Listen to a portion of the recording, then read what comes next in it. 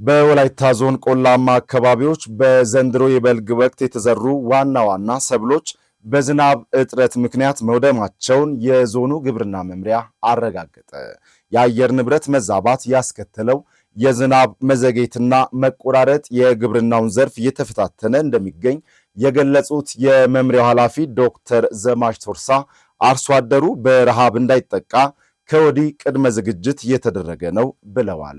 ለዝርዝሩ የበልግ እርሻ ወቅት ወላይታና አካባቢው አርሶ አደሮች የዓመት ምግብ ፍጆታቸውን የሚሸፍኑበት ዋነኛ ወቅት ቢሆንም ዘንድሮ ግን ተፈጥሮ ፊቷን አዙራለች። በዞኑ በስፋት የሚመረቱ በቆሎና አደንጓሬ የመሳሰሉ ሰብሎች ከተዘሩ በኋላም ባጋጠመው የዝናብ እጥረት በተለይም ቆላማ አካባቢዎች ምርቱ ሙሉ በሙሉ ወድሟል። አርሶ አደሩ ለምርጥ ዘርና ማዳበሪያም ከፍተኛ ወጪ አውጥቶ የዘራው ሰብል መውደሙን ተከትሎ እጣ ፈንታቸው ምን ይሁን ስንል የወላይታ ዞን ግብርና መምሪያ ኃላፊ ዶክተር ዘማች ቶርሳን ጠየቅን። በልግን ስንጀምር የነበረው የአየር ሁኔታ እጅግ በጣም ምቹ ነበር። በዛ መነሻ ተደርጎ የበልግ ስራ ወዲያውኑ ነው ወደ ስራ የተገባው። በዛ ቀድሞ በልግን ወደ ስራ የገቡ አካባቢዎች እነኚህ ወይነ ደጋና ደጋ አካባቢዎች በኋላ በተፈጠረው የአየር መዛባትም ቢሆን መትረፍ ችለዋል። የተወሰነ ጉዳት ቢኖርበትም ከሚያዝያ 15 ጀምሮ በተፈጠረው የዝናብ መቋረጥ ምክንያት ጉዳት የደረሰባቸው አካባቢዎች ቆላማ አካባቢዎች ናቸው። በአብዛኛው ለምሳሌ ያህል እንደ አበላባያ፣ ሁምቦ፣ ኪንዶ ኮይሻ፣ ዱጉና ፋንጎ፣ ወይዴ ዳሞት፣ ወይዴ ሆቢቻ እነኚህ እንደ ምሳሌ መጥቀስ የምንችላቸው ናቸው።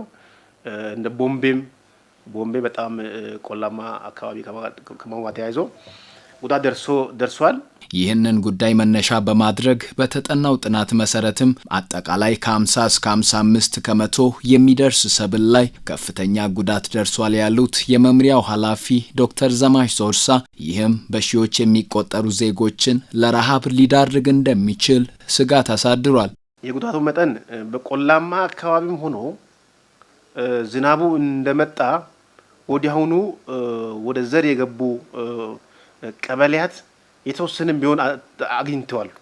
ነገር ግን አብዛኛው የካቲት 30 በኋላ ቆይቶ የተዘሩ አካባቢዎች ላይ ከፍተኛ ጉዳት ደርሷል። በአጠቃላይ ግን የጥናት ውጤቱ እንደሚያመለክተው ከ50 እስከ 55% ያህል ጉዳት እንደደረሰ ነው የሚያመለክተው። ምርቱ መውደሙን ተከትሎ ለረሃብ ሊጋለጡ የሚችሉ ዜጎችን ለመታደግም የዞኑ ግብርና መምሪያ አስቸኳይ ቅድመ ዝግጅት መጀመሩን ያወሱት ኃላፊው መምሪያው ከፌዴራልና ከክልል መንግስት እንዲሁም ከተለያዩ ረጂ ድርጅቶች ጋር በመቀናጀት የምርጥ ዘር፣ የአፈር ማዳበሪያና ሌሎች ድጋፎችን ለማቅረብ ርብርብ እያደረገ ይገኛል። ማካከስ የምንችለው በመኸር ነው። ስለዚህ በመኸር ምን ያህል ዘር ቢሰጥ ነው ማካካሻ ሊሆን ይችላል በሚለው ታሳቢ ማካካሻ የሚሆን ዘር ለእያንዳንዱ አካባቢ የማዳረስ ስራ እየሰራን እንገኛለን። በተለይም ጤፍ፣ ስንዴ፣ ሩዝ እና ቦሎቄ እና ማሾም አልፎ እነኚህ ዘሮችን ከመንግስታዊ ካልሆኑ ድርጅቶች አግኝተን ለተለያዩ ወረዳዎች በማከፋፈል ላይ እንገኛለን። እነኚህ አርሶ አደሮች ብዙ ወጪ ውስጥ ገብቷሉ።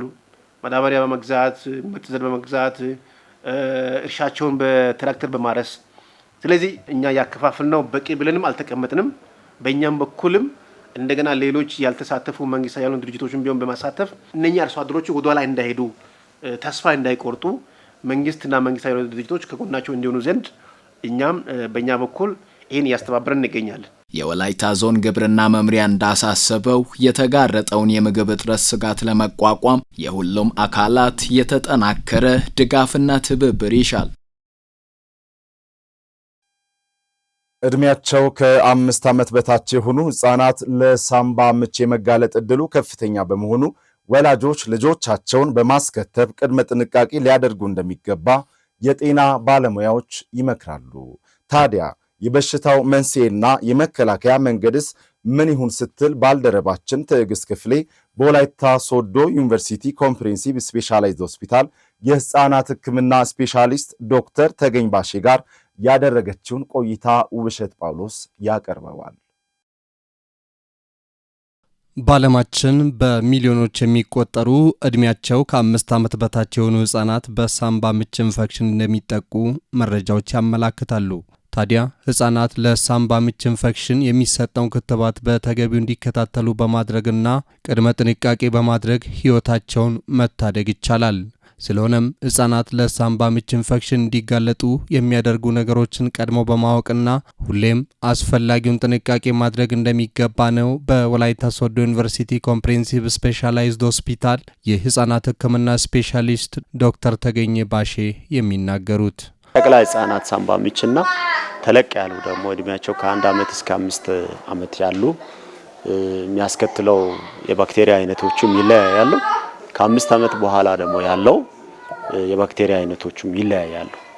ጠቅላላ ግን ሳምባ ምች ከ5 ዓመት በታች ያሉ ህጻናት ላይ አብዛኛው የጨቅላ የሳምባ ምች ምክንያቶቹ ቫይራል ናቸው። እንደ ጉንፋን ነው የሚይዙት። አብዛኛው አሁን ወቅቱ ክረምት አልፎ ልክ በጋ ወይ ጸዳይ ሲገባ ወይ ተማሪዎች ትምህርት ቤት ልጅ በሚጀምሩበት ወቅት የተለያዩ የሚያስሉ ንፍጥ ማስነጠስ ያለባቸው ልጆች ጋር ኮንታክቱም ስለሚጨምር ያ ሲዘን ላይ ነው ሳምባ ምች የሚበዛው። ለመሆኑ ገና የተወለዱ ጨቅላ ህጻናትና እድሜያቸው ከ5 ዓመት በታች የሆኑት ለሳምባ ምች ኢንፌክሽን ሲጋለጡ የሚያሳዩት ምልክትስ ምን ይሁን? ሳምባ ምች እንዴት ይታወቃል የሚባለውን ፓርት በተለይ ልክ አንድ ህፃን ትኩሳት ሲኖር መተንፈስ ሲያቅተው እና የበላውን ሁሉ የሚያስታውቅ ሆነ ከንፈሩ ሲጠቁር እንደዚህ አይነት ምልክቶቹ ቤተሰብ ሲያየው ቶሎ ወደ ጤና ተቋማት በመምጣቱ ይሄ ነገር በጣም ኮምፕሊኬትድ ሳይሆን በጊዜ ህክምና አገልግሎት እንዲሰጡ ማድረግ ይቻላል። ለሳምባ ምች የሚያጋልጡ ዋነኛ መንስኤዎችን ከወሊድ በፊትና ከወሊድ በኋላ በሚደረጉ ጥንቃቄዎችና እንክብካቤዎች መከላከል እንደሚቻልም የህፃናት ህክምና ስፔሻሊስቱ ይናገራሉ። ለሳምባ ምች የሚያጋልጡ ነገሮች ከወሊድ በፊት፣ በወሊድ ጊዜ፣ ከወሊድ በኋላ ተብሎ ይከፋፈላል። ስለዚህ ትልቁን ድርሻ የሚይዘው ከወሊድ በፊት በእናትየዋ ማህፀን ውስጥ እያለ ሽንት ውሃ ከፈሰሰ እንደዚህ አሁን ሊያጋልጡ የሚችሉ ደግሞ ባክቴሪያዎች ከእናትየዋ ማህፀን ላይ ካለ እንደዚህ አይነት ነገሮች እና አወላለዱ ደግሞ ጊዜ ላይ አስፈላጊው ጥንቃቄ ካልተደረገ ህፃናት ለዚህ አይነት ባክቴሪያ ሊጋለጡ ይችላሉ። አብዛኛው ጊዜ ኢርሊ የሚባለው ቀድሞ ከተወለዱ በ3 ቀናት ውስጥ ምልክት ያሳያሉ። ትንሽ ሌት የሚባሉት ገና 7 ቀን በኋላ የህፃናት ሳምባ ምች ወይ ደግሞ አብዛኛው ጊዜ ሴፕሲስ ነው የምንለው የህፃናትን ሳምባ ምቹንና ሴፕሲሱን ለመለየት። ሴፕሲስ ማለት ባክቴሪያ ሙሉ ደም ላይ መሰራጨቱን ነው የሚያመለክተው። አብዛኛው ጊዜ ግን የህፃናት ሳምባ ምቹና የሴፕሲስ ወይ ባክቴሪያ መሰራጨቱ ምልክቶቹ ተመሳሳይ ስለሆኑ ህክምናውም ሴፕሲስ በሚል ነው ህክምና ይደረጋል። የሳምባ ምች ከቀላል እስከ ከባድ የሚደርስ የሳምባ ኢንፌክሽን የሚፈጥር ሲሆን አብዛኛውን ጊዜ ይህንን በጤና ተቋማት ተኝቶ በመታከም ክትትል ማድረግ እንደሚገባም ነው ዶክተሩ የሚናገሩት። ወላይታ ሶዶ ዩኒቨርሲቲ ኮምፕሬሄንሲቭ ስፔሻላይዝድ ሆስፒታል ሙሉ ከጨቅላ ህጻናት ህክምና ተኝቶ የሳምባ ምች ህክምና ከዛ ውጪ አሁን ያለንበት ቦታ አይሲዩ አገልግሎት እስከ ማሽን ኢንቱቤሽን የሚያስፈልጋቸው ልጆች ኢንቱቤሽን ማለት ሜካኒካል ቬንቲሌሽን ላይ ልክ መተንፈስ ያቃታቸው ልጆች የሚደረግ ድጋፍ ማለት ነው። እስከዛ የሚሰጥ አገልግሎት አለውና ያው በጊዜ አስፈላጊውን ስቴፖቹን ጠብቆ እኛ ተቋም ቢመጡ ህክምና አገልግሎቱን ለመስጠት ዝግጁ እንደሆነ ለማሳወቅ። የሳምባ ምች ኢንፌክሽንን በህክምና አሊያም ቀድሞውንም ክትባት በመውሰድ መከላከል ስለሚቻል ሁሉም ዜጎች ይህንን ሊገነዘቡ ይገባል። አረንጓዴና ጽዱ እንደሆነች ብዙዎች በሚመሰክሯት በወላይታ ሶዶ ከተማ አልፎ አልፎ ገጽታዋን የሚያጠለሹ ደረቅና ፍሳሽ ቆሻሻዎችን በየመንገዱ ዳር እንመለከታለን። ታዲያ እነዚህ ቆሻሻዎች የሚከማቹት የነዋሪዎቹ ቁጥር በእጅጉ ስለጨመረ ነው ወይስ የቆሻሻ አወጋገድ ስርዓት ደካማ በመሆኑ ነው። በዚህ ርዕሰ ጉዳይ ባልደረባችን ማሩ ሞላ ከወላይታ ሶዶ ከተማ ነዋሪዎች ያሰባሰባቸውን አስተያየት ተከታትለን እንመለስ።